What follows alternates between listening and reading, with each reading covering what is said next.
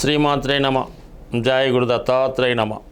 ఈ వీడియోలో మనం వృషభ రాశి వారికి జనవరి 1వ తారీఖు నుంచి మార్చి 31 మధ్యలో జరగబోయే త్రైమాసిక ఫలితాలు తెలుసుకునే ప్రయత్నం చేద్దాం.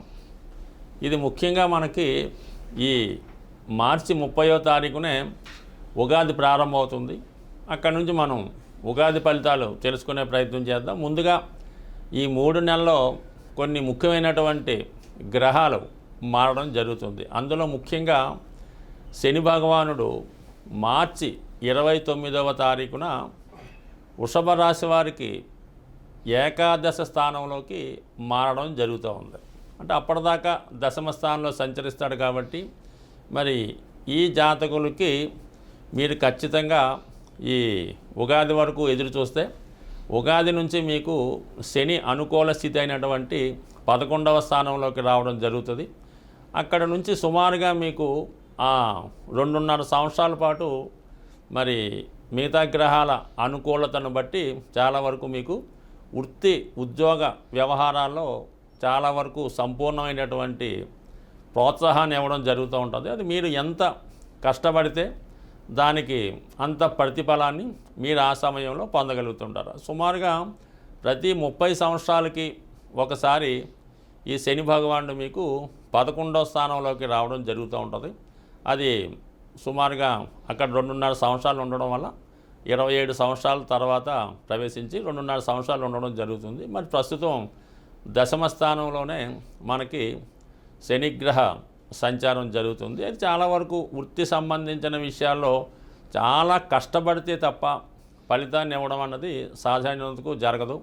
అలాగే వృత్తిలో మీకు గత కొంతకాలంగా ఎటువంటి ప్రమోషన్లు కానీ రాకపోవడం కానీ కష్టానికి తగ్గ ప్రతిఫలం లేకపోవడం కూడా జరుగుతూ ఉంటుంది. బట్ ఏదైనా దశమ స్థానంలో ఉన్నటువంటి శని భగవానుడు 12వ స్థానాన్ని 3వ దృష్టితో వీక్షించడం వలన జాతకుడికి ఏంటంటే కొన్ని అనవసరమైనటువంటి ఖర్చులు, కొన్ని అక్కర్లేని వ్యవహారాల్లో తలదూర్చడం వల్ల నష్టపోవడం జరుగుతూ ఉంటుంది.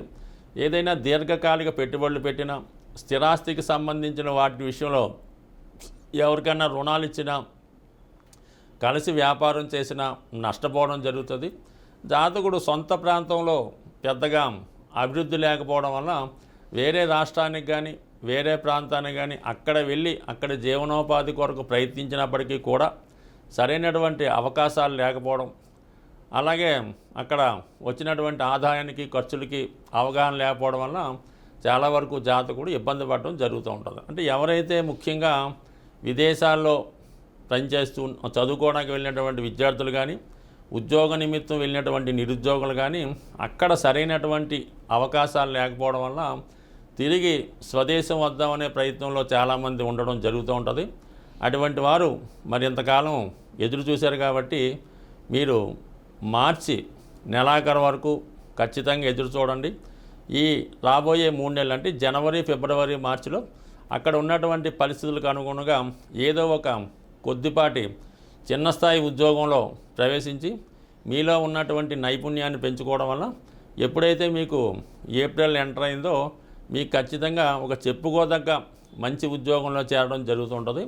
అది కూడా మీరు కొంతమంది ఏంటంటే వృషభ రాశి వారు అక్కడ ఉన్నవాళ్ళు ఏదో ఒక ఉద్యోగాన్ని టార్గెట్ పెట్టుకొని అదే ఉద్యోగం కోసం ఎదురు చూస్తూ వచ్చిన అవకాశాలని వదులుకోవడం జరుగుతుంది. అది విదేశంలో ఉన్నటువంటి విద్యార్థులు, నిరుద్యోగులే కాకుండా ఇక్కడ ఉన్నటువంటి కొంతమంది కూడా వారు ఏదో ఒక అదే ఉద్యోగం కొరకు ఎదురు చూస్తూ పోగొట్టుకోవడం జరుగుతుంది. కాబట్టి ఎప్పుడైతే మీరు ఇప్పుడు ఈ టైంలో చిన్న స్థాయి ఉద్యోగంలో, సబార్డినేట్ ఉద్యోగంలో, అసిస్టెంట్ స్థాయి ఉద్యోగంలో ఉంటారో వాళ్ళకి మాత్రం మరి ఏప్రిల్ 1వ తారీఖు నుంచి ఖచ్చితమైనటువంటి అర్హత కలిగినటువంటి ఉద్యోగం రావడం జరుగుతూ ఉంటుంది. ఆల్రెడీ ఉద్యోగంలో ఉన్న వాళ్ళకి ప్రమోషన్ లాంటిది కూడా రావడం జరుగుతూ ఉంటుంది. ఇప్పుడు కూడా ఈ వృషభ రాశి వారికి భాగ్య రాజ్యాధిపతులు శని భగవానుడు అవడం వల్ల వీరు కష్టపడుతుంటేనే అభివృద్ధి వస్తుంది తప్ప ఏమాత్రం రిలాక్స్ అయ్యి మధ్యలో రెస్ట్ తీసుకొని మరి కొంతమంది ఏంటంటే చదువు పూర్తయిన తర్వాత ఒక సంవత్సరం దేశ సంచారం చేసి హ్యాపీగా ఇంట్లో ఉందాం, తర్వాత ఉద్యోగం చేద్దాం అనుకుంటూ ఉంటారు.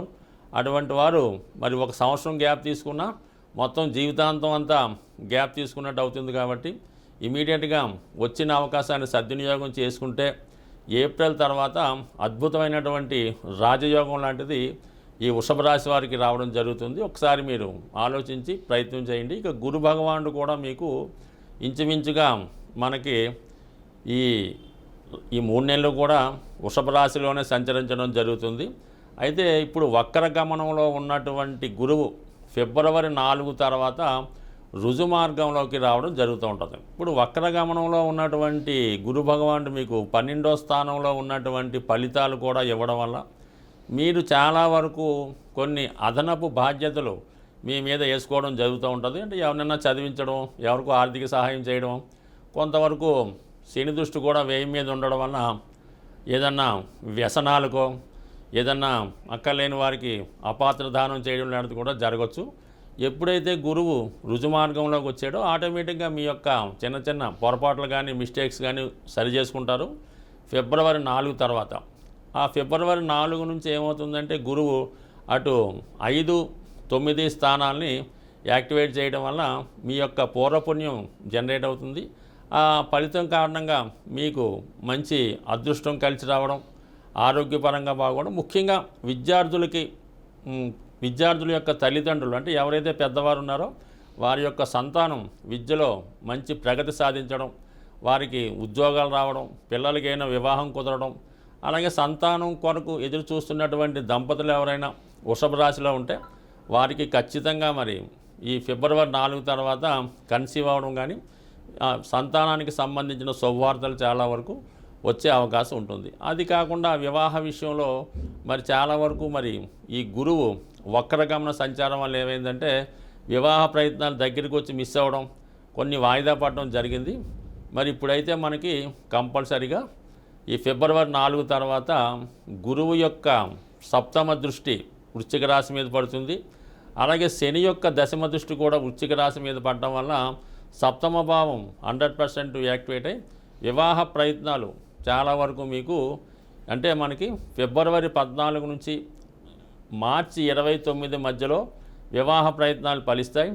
అలాగే విదేశ వ్యవహారాలు చాలా వరకు కలిసి వచ్చే అవకాశం ఉంటుంది. కాబట్టి ఒకసారి మళ్ళీ గతంలో ఆగిపోయినటువంటి పెళ్లి సంబంధాలు కానీ మళ్ళీ పునఃప్రయత్నం చేయడం వల్ల వివాహ ప్రయత్నాలు చాలా వరకు సక్సెస్ అయ్యే అవకాశాలు చాలా వరకు ఉంటాయి. ఇక ముఖ్యంగా మరి కుజగ్రహ సంచారం ప్రస్తుతం కుజుడు ఈ వృషభ రాశి వారికి తృతీయ స్థానంలో సంచరించడం అన్నది చాలా ధైర్య సాహసాలతో ఏదైనా పని ప్రారంభించడానికి అనుకూలంగా రావడం జరుగుతుంది. అయితే ఏంటంటే మనకి జనవరి 21వ తారీఖు నుంచి మరి కుజుడు వక్రగమనంతో తిరిగి మళ్ళా మిథునంలోకి ప్రవేశించడం వల్ల అంటే ధనస్థానంలోకి ప్రవేశించడం జరుగుతుంది. ఇంచుమించుగా మనకి అదే స్థానంలో ఏప్రిల్ 2 వరకు సంచరించడం వల్ల ఒక విధంగా కుటుంబపరమైనటువంటి చికాకులు, ఇబ్బందులు వచ్చే అవకాశం ఉంది. మరి కుటుంబంలో ఎవరో ఒకరికి మరి ఏదైనా ఉద్యోగం రావడం వల్ల కానీ, విదేశంలో చదువు అవకాశాలు రావడం కానీ, లేదంటే కుటుంబంతో విభేదించి తిరిగి మళ్ళా వాళ్ళు కుటుంబాన్ని విడిచి దూర ప్రాంతం వెళ్ళవలసి రావడం కానీ జరుగుతూ ఉంటుంది. అలాగే ఆర్థిక సంబంధించిన విషయాల్లో చాలా వరకు కుటుంబ సభ్యుల మధ్య విభేదాల వల్ల అయితేనే, ఏదైనా స్థిరాస్తి అమ్మి కొనడం వల్ల వచ్చిన ధనం వల్ల అయితేనే చాలా వరకు కుటుంబ సభ్యుల మధ్య ఆర్థిక సంబంధించిన విషయాల్లో మనస్పర్ధలు, విభేదాలు వచ్చి అవి కుటుంబం విడిపోయేంత వరకు వచ్చే అవకాశాలు ఉంటుంది. అలాగే ఈ సమయంలో మీరు ఎవరిని నమ్మినా వారు మిమ్మల్ని ఏదో రకంగా మోసం చేయడం, మీరు మంచి చెప్పినా కూడా దాన్ని విపరీతంగా అర్థం చేసుకొని మిమ్మల్ని నిందించడం జరుగుతూ ఉంటుంది. కాబట్టి సాధ్యమైనంత వరకు మరి జనవరి 21 నుంచి ఏప్రిల్ 2వ తారీఖు వరకు మరి అటు ఆర్థిక విషయాల్లో కూడా చాలా జాగ్రత్తగా ఉంటుంది. ఎవరికైనా మంచి చెప్పే విషయంలో కానీ, మాట ఇచ్చే విషయంలో కూడా చాలా వరకు మరి ఒక సామరస్య ధోరణిలో సావకాశంగా నెమ్మదిగా చెప్పాలి తప్ప అథారిటీగానో గట్టిగానో చెప్పడం వల్ల అది కుటుంబం స్ప్లిట్ అయ్యే వరకు వస్తుంది. అలాగే మంచి సంబంధాలు చెడిపోయే అవకాశం ఉంది. ముఖ్యంగా అమ్మాయిలు ఎవరైతే ఉన్నారో వారి యొక్క వివాహ జీవితంలో భర్త గారితో కానీ, అత్తవారితో కానీ, అత్తవారి కుటుంబంతో కానీ విభేదాలు ఎక్కువగా వచ్చే అవకాశం ఉంది. కాబట్టి సాధ్యమైనంత వరకు సామరస్య ధోరణిలోనే వ్యవహరించడం మంచిది. అలాగే ఏంటంటే ఏదన్నా కొత్త వ్యవహారాలు స్టార్ట్ చేయనప్పుడు జాగ్రత్త వహించండి. ముఖ్యంగా మరి వ్యసనాలకు సంబంధించిన విషయాల్లో ఏదన్నా ఆన్లైన్ గేమ్స్ బెట్టింగ్ జూదం విషయంలో జాగ్రత్తగా ఉండకపోతే చాలా వరకు పంచమంలో ఉన్నటువంటి కేతువు, వేయిలో ఉన్నటువంటి మరి వేయి స్థానంపై ఉన్నటువంటి శని దృష్టి మిమ్మల్ని చాలా వరకు ఈ వ్యసనాల వల్ల జూదం వల్ల నష్టపోయే అవకాశం ఉంది. కాబట్టి జాగ్రత్త వహించడం మంచిది. బట్ ఏదైనా ఈ రాశివారు కుజగ్రహ అనుగ్రహం కోసం ప్రతి మంగళవారం రోజు సుబ్రహ్మణ్య స్వామిని ఆరాధించడం కానీ, వీలైతే హనుమాన్ టెంపుల్కి వెళ్ళి హనుమాన్ని సింధూరంతో అభిషేకం చేసుకోవడం వల్ల, నిరంతరం హనుమాన్ చాలీసా పారాయణ వల్ల జాతకుడు చేపట్టిన కార్యక్రమం చాలా వరకు విజయవంతం అయ్యే అవకాశం ఉంది. స్వస్తి.